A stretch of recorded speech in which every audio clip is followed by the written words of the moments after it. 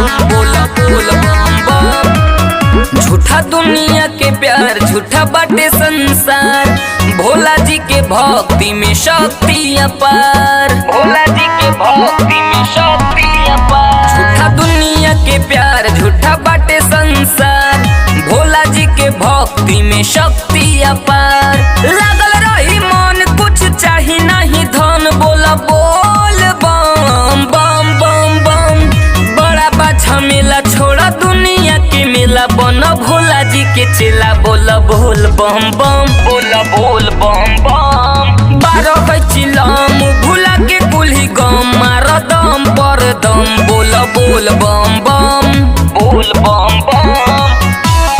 बारह चिलम बोल बम बम, बोल बम बम बोल बम बम। मार दम पर दम, बोला बोल बम बम बोल बम बम।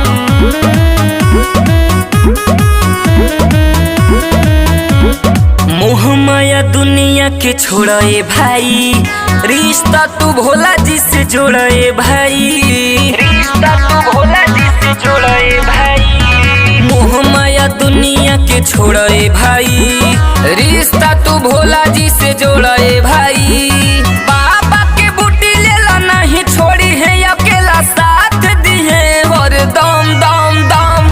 बड़ा बा झमेला छोड़ा दुनिया के मेला, बन भोला जी के चेला, बोला बोल बम बम बोल बम बम। बारह चिलम भूला के कुल्ही गम, मार दम पर दम, बोला बोल बम बम।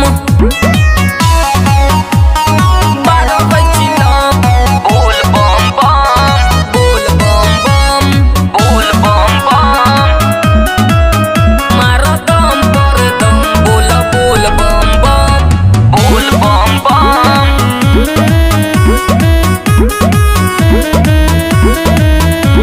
सबसे अनोखा महादेव त्रिपुरारी, मृत्युंजय मनु परबिन कर तैयारी, मृत्युंजय मनु परबिन कर तैयारी। सबसे अनोखा महादेव त्रिपुरारी, मृत्युंजय मनु परबिन कर तैयारी। देहिया के दम नहीं होवे पाई कम, बोला बोल बम बम बम बम।